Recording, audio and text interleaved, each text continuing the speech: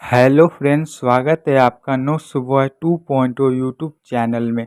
आज मैं आप लोगों के लिए यूपी बोर्ड क्लास 10th के हाफ ईयरली एग्जामिनेशन मीन्स अर्धवार्षिक परीक्षा का हिंदी का पेपर लेके आया हूँ।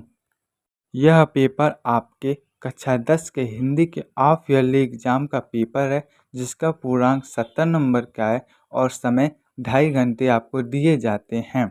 सबसे पहले तो मैं आपको इस पेपर के बारे में बताना चाहता हूँ कि आपको 20 नंबर के बहुविकल्पी प्रश्न दिए जाएंगे, जिसके लिए आपको ओएमआर शीट दी जाती है, जैसा कि आपको क्लास 9th में दिए जाते हैं।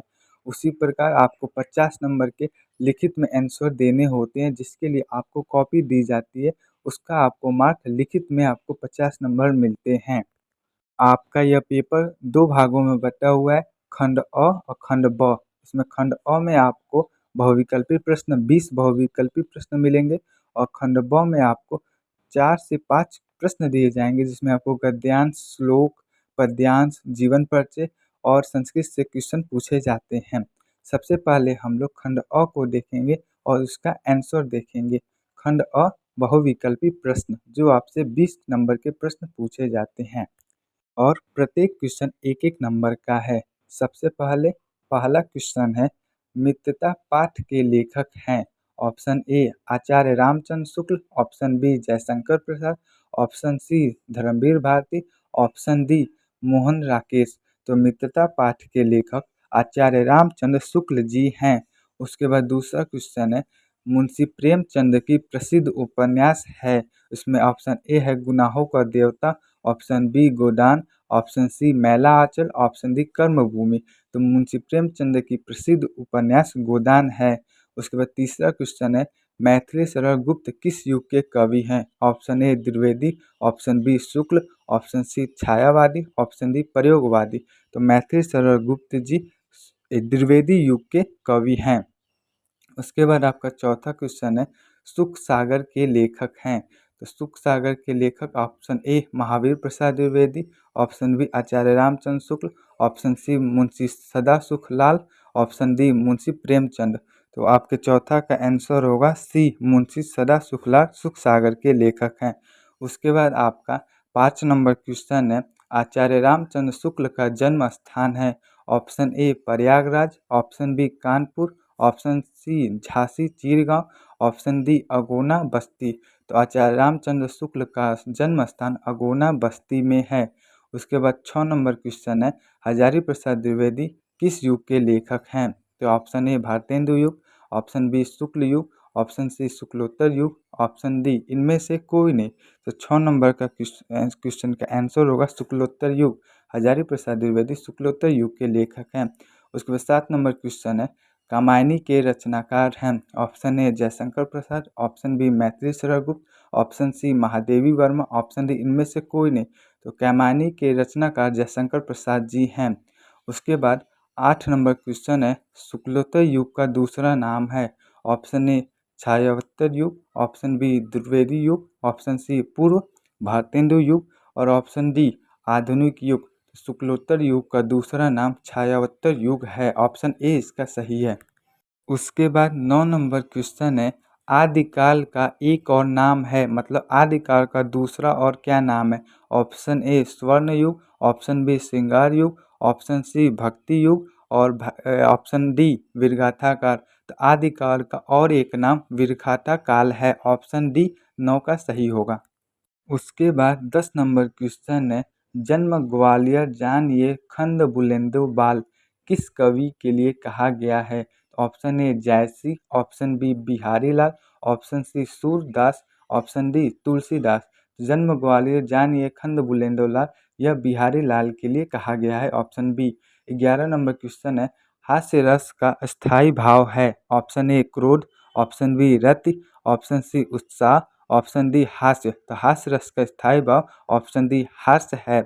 12 नंबर क्वेश्चन है, दो भाव हमारे मन में स्थायी रूप से विद्यमान रहते हैं, उसे कहते हैं। ऑप्शन ए आलम्बन विभाव विभाव, ऑप्शन बी उदादीप विभाव, ऑप्शन सी स्थायी भाव, ऑप्शन डी अनुभाव। तो 12 नंबर का आंसर होगा स्थायी भाव, ऑप्शन सी। 13 नंबर क्वेश्चन है, हास्य को ही दंगा भयो नंगा के विवाह में कौन सा रस है? ऑप्शन ए हास्य, ऑप्शन बी करूर, ऑप्शन सी वीर, ऑप्शन डी रौद्र। तो हास्य दी ही दंगा भयो नंगा के विवाह में इसमें आपका हास्य रस है।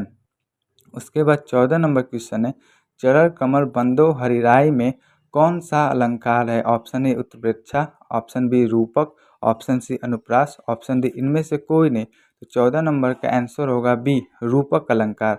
उसके बाद 15 नंबर क्वेश्चन है, अविश्वास में उपसर्ग जुड़ा है। ऑप्शन ए अ, ऑप्शन बी आ, ऑप्शन सी अवि, ऑप्शन डी ये सभी। तो अविश्वास में उपसर्ग अ जुड़ा है, ऑप्शन नंबर ए। उसके बाद 16 नंबर क्वेश्चन है, उपसर्ग में जोड़ा जाता है। ऑप्शन ए किस शब्द के अंत में, या ऑप्शन बी किसी शब्द के पहले, ऑप्शन सी किस शब्द के मध्य में, ऑप्शन डी प्रत्येक जगह।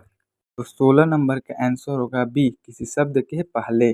उसके बाद आपका 17 नंबर प्रश्न है, प्रत्येक जोड़ा जाता है मतलब प्रत्यय जोड़ा जाता है। ऑप्शन ए किस शब्द के अंत में, ऑप्शन बी किसी शब्द के पहले, ऑप्शन सी किसी शब्द के मध्य में, और या ऑप्शन डी प्रत्येक जगह। तो इसका ऑप्शन ए सही होगा, प्रत्येक किसी शब्द के अंत में जोड़ा जाता है। उसके बाद 18 नंबर है, भलाई भराई पढ़ाई में प्रत्यय लगा है। ऑप्शन ए ई, ऑप्शन बी आनी, ऑप्शन सी ई, ऑप्शन डी आई। तो भलाई भराई पढ़ाई में प्रत्यय आई जुड़ा हुआ है। उसके बाद 19 नंबर क्वेश्चन है वाजी सैंधव का पर्यायवाची शब्द है, मतलब है वाजी सैंधव किसका पर्यायवाची है? ऑप्शन ए देवता, ऑप्शन बी कमल, ऑप्शन सी धनुष, और ऑप्शन डी घोड़ा। तो ये आपका ऑप्शन नंबर डी सही होगा, घोड़ा का, अश्व का। उसके बाद 20 नंबर क्वेश्चन है, क्षीर खीर शब्द का है, मतलब आपका क्षीर खीर शब्द का क्या है? तो ऑप्शन ए तत्सम, ऑप्शन बी तद्भव, ऑप्शन सी विलोम, ऑप्शन डी पर्यायवाची। तो इसका ऑप्शन नंबर बी सही होगा, तद्भव। यह हो गया आपका 20 नंबर का बहुविकल्पी प्रश्न, जो आपका खंड अ में था, जिसके लिए आपको OMR सीट दी जाती है। उसके बाद आपका खंड ब आपका शुरू होता है 21 नंबर प्रश्न, जिसमें आपको 2 गद्यांश दिए जाएंगे, जिनमें से आपको किसी एक गद्यांश का आंसर देना रहता है। 21 नंबर क्वेश्चन है जो 6 नंबर का है। निम्नलिखित गद्यांश में किसी एक पर आधारित प्रश्नों के उत्तर दीजिए। क में है आपका, कुसंग का ज्वर सबसे भयानक होता है, यह केवल नीति और सर्ववृत्ति का ही नाश नहीं करता बल्कि बुद्धि का भी क्षय करता है। किसी युवा पुरुष की संगति यदि बुरी होगी तो वह उसके पैर में बंधी चक्की के समान हो जाएंगी। यह आपका पहला पद्यांश है, गद्यांश है। इससे आपके प्रश्न पूछे जा रहे हैं। क उपयुक्त गद्यांश का संदर्भ लिखिए। ख कुसंग का मनुष्य के जीवन पर क्या प्रभाव पड़ता है, और आपका ग कुसंग का ज्वर भयानक क्यों होता है।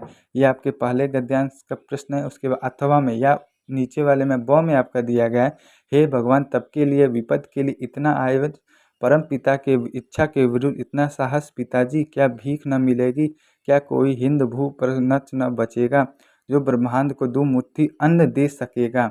यह संभव है, फेर दीजिए पिताजी, मैं काँप रही हूँ, इसकी चमक मेरी आंखों को अंधा बना रही है। यह आपका दूसरा नंबर, मतलब पहले पद्यांश का, पहले प्रश्न का दूसरा नंबर गद्यांश है। इसमें आपका प्रश्न पूछे जा रहे हैं, क में उपयुक्त गद्यांश का संदर्भ लिखिए। ऑप्शन ख है आपका, उपयुक्त गद्यांश में किस कार्य को ईश्वर की इच्छा के विरुद्ध बताया जा रहा है। और ऑप्शन ग है, मतलब प्रश्न ग है, किस वस्तु की चमक ममता की आंखों को अंधा बना रही है। यह आपका 21 नंबर प्रश्न है, जिसमें आपका पहला जो गद्यांश है वह आपके मित्रता पाठ से लिया गया है, जिसके लेखक आपके रामचंद्र शुक्ल जी हैं। और अथवा में जो गद्यांश दिया गया है यह आपके ममता पाठ से है, जो उसके लेखक आपको जयशंकर प्रसाद जी हैं। आपके इस क्वेश्चन पेपर में आपको गद्यांशों की व्याख्या करने के लिए नहीं आया है, नहीं तो आपको संदर्भ सहित रेखांकित अंशों की व्याख्या करने के लिए भी आता है। चलिए, आपके इस प्रश्न में नहीं आया, आपको संदर्भ लिखना नहीं आता, तो हमने आपको इस वीडियो के डिस्क्रिप्शन में संदर्भ और आपके इस लेसन के, मतलब मित्रता लेसन से गद्यांशों का वीडियो बनाया है। इसमें आपको जाकर देख सकते हैं संदर्भ कैसे लिखा जाता है। संदर्भ में आपको पाठ का नाम और लेखक का नाम लिखना रहता है। जैसे कि प्रस्तुत गद्य खंड हमारी पाठ्य पुस्तक हिंदी के मित्रता नामक पाठ से लिया गया है।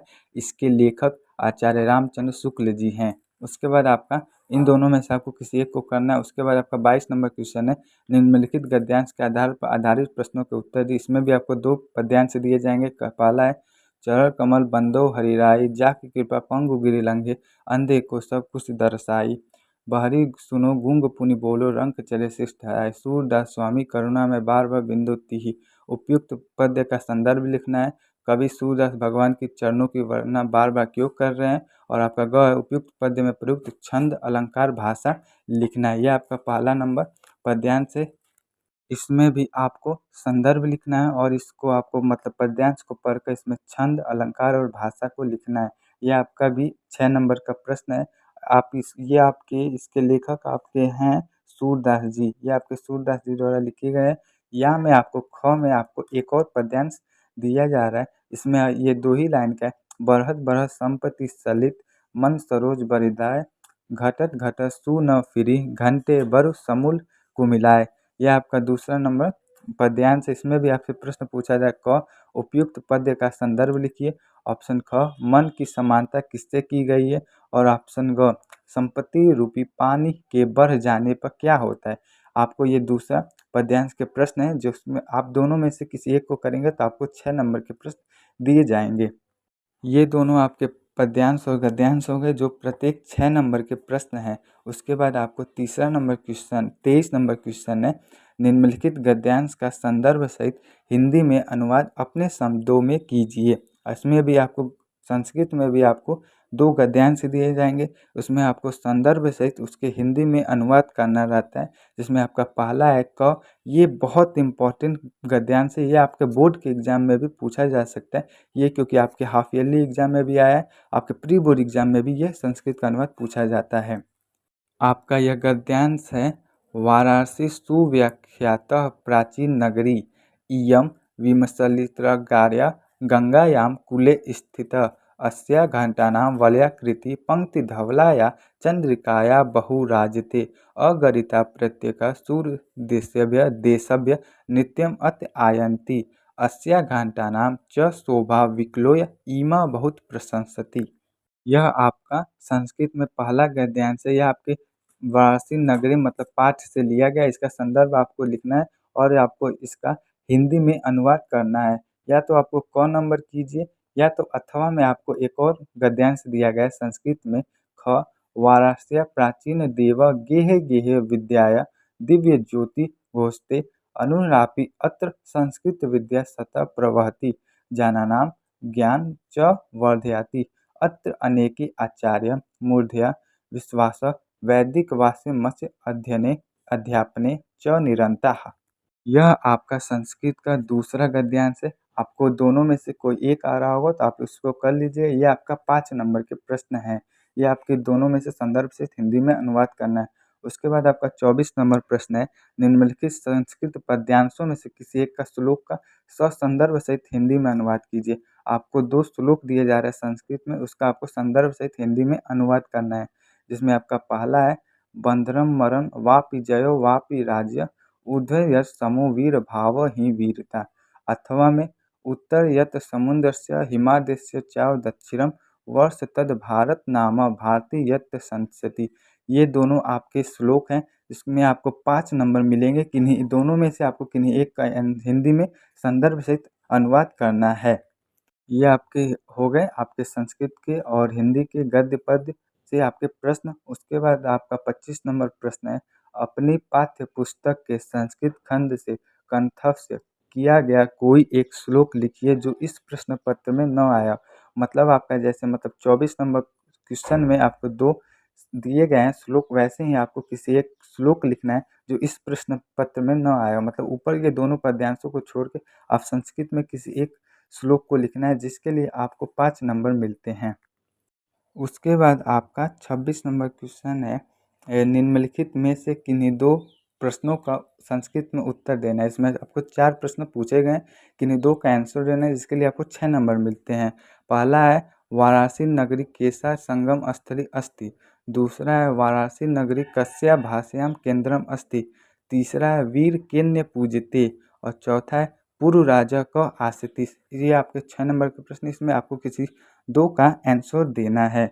उसके बाद आपका 25 नंबर क्वेश्चन का क है।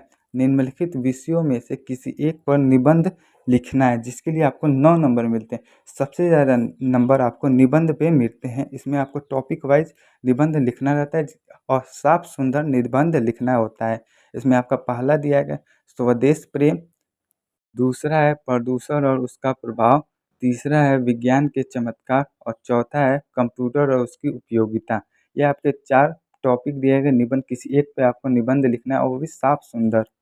मैं आपको एक बात बता दूं कि मैंने पर्यावरण प्रदूषण विज्ञान के चमत्कार पे निबंध लिखा है, जिसका वीडियो आपको इस वीडियो के डिस्क्रिप्शन में मिल जाएगा। आप उस वीडियो को देख सकते हैं निबंध लिखने के लिए। उसके बाद आपका 25 नंबर का मतलब 26 नंबर का क क्वेश्चन है, निम्नलिखित लेखकों में से किसी एक का जीवन लिखते हुए उनकी 2 रचनाओं का नाम लिखना है, जिसके लिए आपको 4 नंबर मिलते हैं। पहला है आचार्य रामचंद्र शुक्ल, दूसरा है जयशंकर प्रसाद और तीसरा है डॉक्टर राजेंद्र प्रसाद। आप इन तीनों में से किसी एक का जीवन परिचय लिखते हुए उनकी 2 रचनाओं को उल्लेख करना है।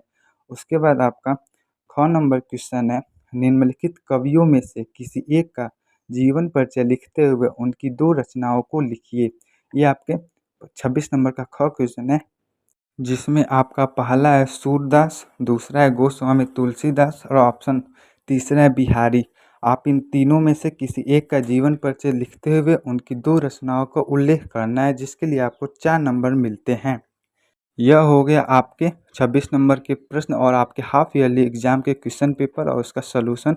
आपको मैं 26 नंबर में बता दूं कि मैंने आपको इस वीडियो के ज़रिए मैंने आपको बता दूं कि मैंने आपके आचार्य रामचंद्र शुक्ल, जयशंकर प्रसाद, डॉक्टर राजेंद्र प्रसाद, सूरदास, गोस्वामी तुलसीदास, बिहारी जी का जीवन परिचय का वीडियो बना दिया है, जिसका लिंक आपको इस वीडियो के डिस्क्रिप्शन में मिल जाएगा। आप वहां से इनके तीनों और सभी आपके सभी सिलेबस के जीवन परिचय का वीडियो मिल जाएगा साहित्यिक परिचय के साथ। चलिए आज के लिए इतना ही, आप इस पेपर को और देख लीजिए। मिलते हैं और नेक्स्ट वीडियो में, तब तक के लिए धन्यवाद। चैनल पर नया तो हमें सब्सक्राइब जरूर कीजिए और वीडियो अच्छा लगे तो लाइक करना ना भूलें। धन्यवाद।